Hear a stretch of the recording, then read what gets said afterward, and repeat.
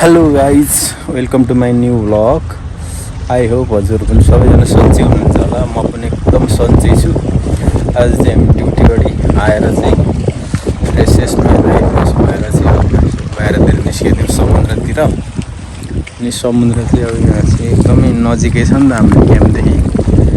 एकदमै नजिकै भएको कारणले आइरहन्छौँ क्या हामी यतातिर। कहिलेकाहीँ माछा मार्नुपर्ने आउँछ, कहिलेकाहीँ घुम्नु पनि आउँछौँ।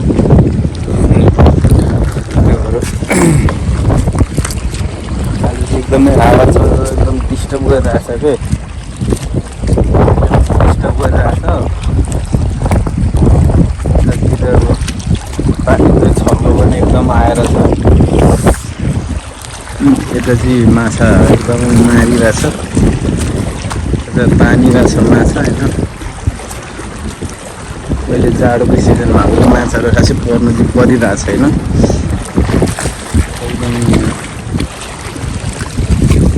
बिचमा हालिरहेछ माछा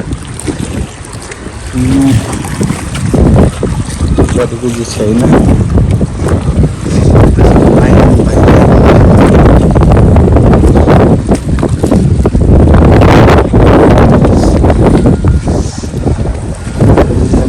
बसेर माछा मार्न रमाइलो टिकासर चाहिँ बिजी हुन्छ एकदम। हाम्रो गाउँले चाहिँ अब एकदम बिजी हुनुहुन्छ क्या। उहाँको ठुलो युट्युबर हो नि त उहाँ त, बिजी हुनुहुन्छ।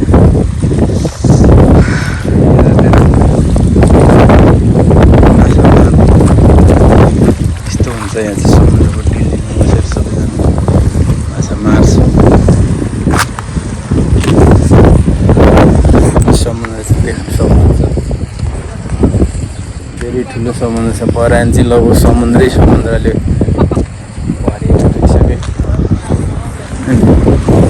त्यतिर एकदम मान्छेहरू चाहिँ बसेर माछा मार्ने ठन्डा टाइम भएकोले खासै माछा चाहिँ पर्दैन। त्यही पनि मान्छेहरू रमाइलोको लागि पनि आउँछ कि, यसो टाइम पास पनि हुन्छ नि। ड्युटी खासै कसैको राम्रो चलिरहेको छैन नि त यो लडाइँले गर्दा। त्यही भएर गाइज फाइनली गाइज हामी चाहिँ समुद्रबाट फर्किसक्यौँ होइन। एकदमै जाडो भयो क्या, हावाले चाहिँ हानेको जाडो भएर बस्नै सकिएन। फर्किसक्यौँ हामी चाहिँ यता एकछिन अब यतातिर केहीहरू खानु पर्ला जस्तो लागेको छैन। खाना खाने बेला पनि हुनु लागिरहेको हुनु त। त्यो पनि यहाँ साथीहरूको काम पनि छ एकछिन यहाँ अगाडितिर पुगेर आउनु पऱ्यो।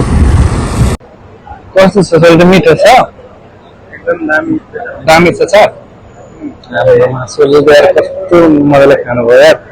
मेरो पनि यहाँ रेडी भइसकेको छ। अब यहाँ चाहिँ पुरै अब पसल भइगयो होइन। साथीहरू राति रमजान हो नि त, त्यही भएर चाहिँ राति घुम्न आएको छु बाहिरी। मिठो छ। अरे अस्ति पनि सेलाइ भन्नुहुन्छ तपाईँलाई नै। हेरेर बोल्नु त, यता हेरेर बोल्नु तपाईँ। कतै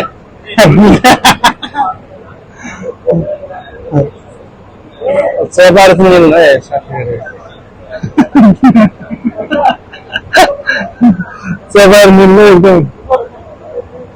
हामी चाहिँ एकछिन काम थियो र यहाँ साथीको काम रहेछ। त्यो भएर यहाँनिर साथीहरू काम गर्दैछ के गर्नु पनि। यहाँ एकजना साथीहरू बसिरहेको छ। हेलो, हनुमानतिर चाहिँ हाम्रो लाभा छु। अनि अर्को साथीहरू के काम छ अरे काम गर्दैछ। यहाँ चाहिँ के अरे नेपाली होटल पनि छ है। यहाँ चाहिँ एकदमै धराने होटल भन्छ हामी चाहिँ। धराने होटल भन्छ। यहाँनिर कता छ भन्दाखेरि धरान उत्तरती त्यो धरान पिठे पवाज पप चाहिँ अस्ति चाहिँ पार्किङमा आएछ